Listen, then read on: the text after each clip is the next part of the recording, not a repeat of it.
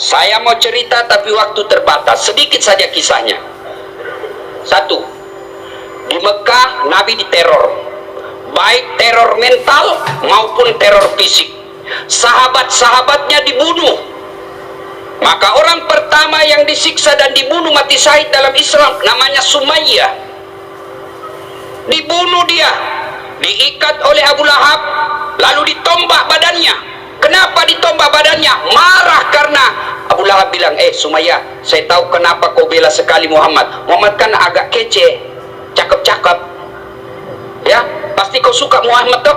Marah Sumayyah, dia kumpulkan seluruh air liur yang ada di mulutnya, lalu dia dudai raja waktu itu. Dia bangsawan terkenal itu Abu Lahab waktu itu.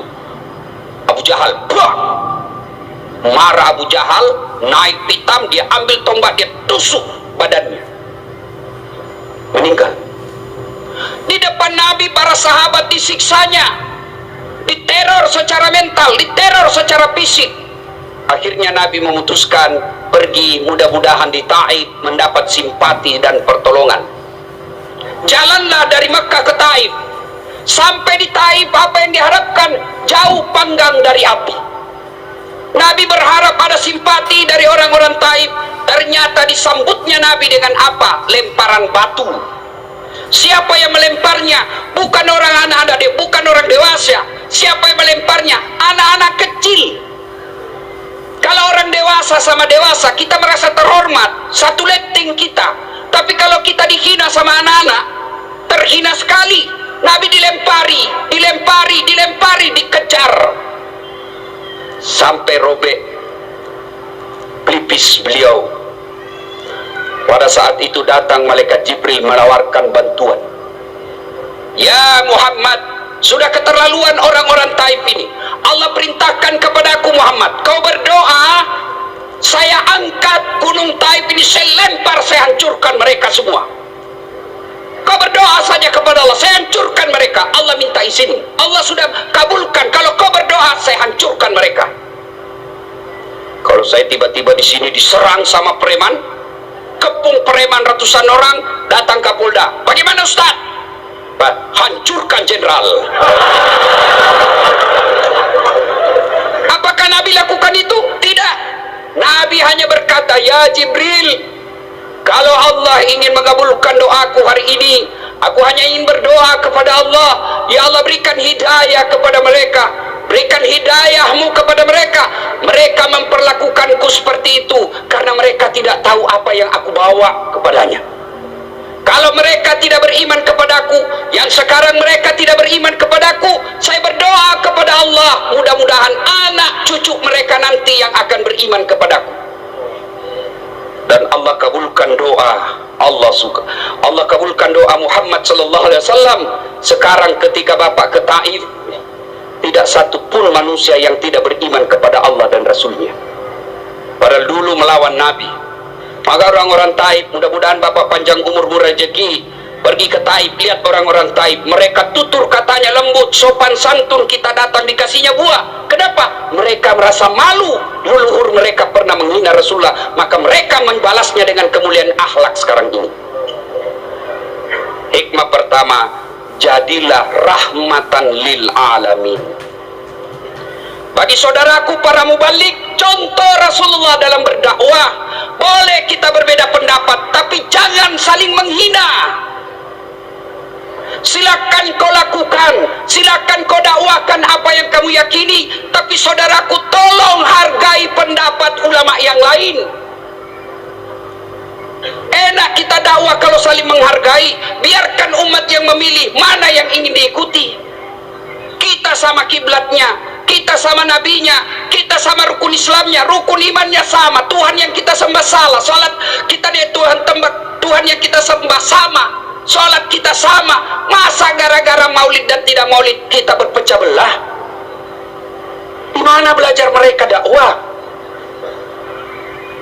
Saudaraku, adik-adik remaja yang baru belajar agama, bagus girahmu belajar agama, tapi jangan taklid, jangan terfokus pada satu guru saja, kau tidak mau dengar guru yang lain. Maka sampai sekarang Pak Gubernur, saya tidak mau kalau ada yang membuat komunitas sahabat Das'at Latif. Saya tolak. Kenapa? Kalau ada sahabat Das'at Latif berarti ada yang bukan sahabat saya. Kalian semua sahabat saya, non muslim pun sahabat saya. Kelemahan anak-anak remaja kita belajar, ketika sudah ada komunitas sahabat ustadz ini, maka dia tidak mau dengar ustadz yang lain. Adik-adikku, makin banyak guru yang kau dengar, makin luas wawasanmu. Makin luas wawasanmu, makin enak kau hidup. Dulu waktu saya kecil, kalau orang berbeda di masjid nggak ada ribut. Allahu Akbar. Subuh kunut, yang satu tidak kunut, yang satu kunut, yang di samping saya tidak kunut, saya tidak ribut. Saya cuma bilang dalam hati, oh Muhammadiyah. Selesai. Maka dedek sekalian, ketika kau mendapat konten-konten dakwah, apalagi yang di Instagram, yang 1 menit, 2 menit, kan tidak punya waktu untuk membahasnya secara detail, maka jangan kau berpendapat itu yang berbeda salah. Tidak. Contoh paling konkret, kata saya tidak makan, apa artinya? 1, saya tidak makan lagi puasa. Saya tidak makan alergi. Saya tidak makan kenyang. Saya tidak makan haram. Saya tidak makan, saya tidak suka. Sama kalimatnya, sama tidak, sama, saya tidak makan, sama kalimatnya dimaknai oleh orang berbeda. Ada yang katakan haram, ada yang katakan kenyang, padahal sama kalimatnya. Begitu juga hadis. Hadis yang sampai kepada kita sama kalimatnya dimaknai oleh ahli tafsir hadis yang berbeda-beda. Kenapa berbeda-beda? Karena tidak ada foto, tidak ada video tutorial yang menjelaskan, maka mereka menafsirkannya berdasarkan informasi yang diterimanya. Saya kasih contoh. Dede, apa ini? Apa ini? Ibu-ibu, apa ini? Nah, bingung toh? Di belakang. Apa? Ini kau tahu pena karena kau dekat. Tapi yang di belakang dia tidak tahu apa itu batang-batang. Apa salah? Tidak, cuma informasi yang sampai ke matanya tidak lengkap. Maka silakan laksanakan apa yang kamu yakini tanpa menghina orang yang berbeda dengan kamu, karena kesalahan yang dia lakukan kau tidak akan tanggung dunia akhirat. Selesai. Coba lihat Rasulullah, jangankan sesamanya muslim, orang yang melempari saja didoakan mudah-mudahan dapat hidayah. Maka saya kemarin ribut-ribut, saya tidak layani. Saya doakan saja, mudah-mudahan dia dapat hidayah. Biarkan netizen yang bertengkar. Ya. 2, Pak Gubernur, jadilah yang rahmatan lil alamin. Sudah pilgub selesai. Jangan ada dendam politik di pemerintah provinsi. Dulu pegawai kita yang tidak mendukung Pak Gub, biarkan dia dengan tidak dukungannya, tapi jangan dendam dan mutasi jauh-jauh ke sana.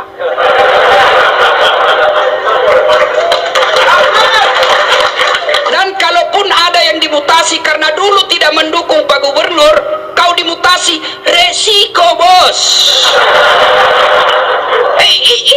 Resiko. Kau dulu kepala dinas tapi salah dukung, non job, jadi staf ahli, ahli yang tidak ada stafnya. Maka kau sabar, kan sudah mau juga kepala dinas, kasih lagi gerbong gubernur baru. Tapi kalau dia orang baik, beriman kepada Allah, tidak peduli, maka saudara, jadilah Islam yang rahmatan lil alamin. Itu kepada orang lain. Sekarang kepada keluarga. Oh, banyaknya orang 30 tahun suami istri hanya karena perkara WhatsApp salah masuk dimaki-maki suaminya. Memang kau pembohong. Tidak usah begitu. Kata suaminya, apa dek? Apa nih? Apa. Itu WhatsAppmu. WhatsApp yang mana? Itu ada lope-lope. Sayangku, jangan salah sangka, ini salah kirim. Ini. Ibu-ibu semua, kalau sudah dapat kesalahan suaminya, nggak bisa dilupanya. Ini ibu-ibu nih, ahli sejarah semua ini, Pak. Sekali kita salah, sampai mati diingatnya. Tiba-tiba salah, dia ingat yang 10 tahun yang lalu, padahal sudah tuntas 10 tahun yang lalu. Ibu tahu enggak 10 tahun yang lalu? 2 periode. Masih diingatnya, itu dulu. Apa dulu, sekira sudah tuntas 10 tahun yang lalu. Akhirnya apa dia katakan? Ceraikan saya. Sudah punya anak 3. Berdarah-darah suami membangun rumah tangga, bikin rumah, cicil bertahun-tahun. Dibelikan mobil, dicicil bertahun-tahun. Lalu hanya karena WhatsApp tak kirim, dia lupa semua kebaikan suaminya. Ingat, dalam Islam tidak kita kenal kemarau setahun hilang oleh hujan sehari. Islam adalah agama pemaaf. Bagaimana kita mau menjadi rahmatan lil alamin bagi orang lain? Bagaimana kita mau memaafkan teman kerja? Bagaimana kita mau memaafkan tetangga kalau sama pasangan kita aja kita tidak punya rasa pemaaf? Maafkan. Salah suami, maafkan. Kalau tidak mau maafkan, ingat lagi anak-anak kita yang sudah pada mulai gadis. Tidak bisa saya maafkan Ustaz, sakit hatiku, dendam sekali saya Ustaz. Bukan dengan cara mempermalukannya, tapi mintalah pisah dengan baik-baik. Bu, Uy, mau masuk surga dengan gampang? Mau? Suruh suami kawin lagi.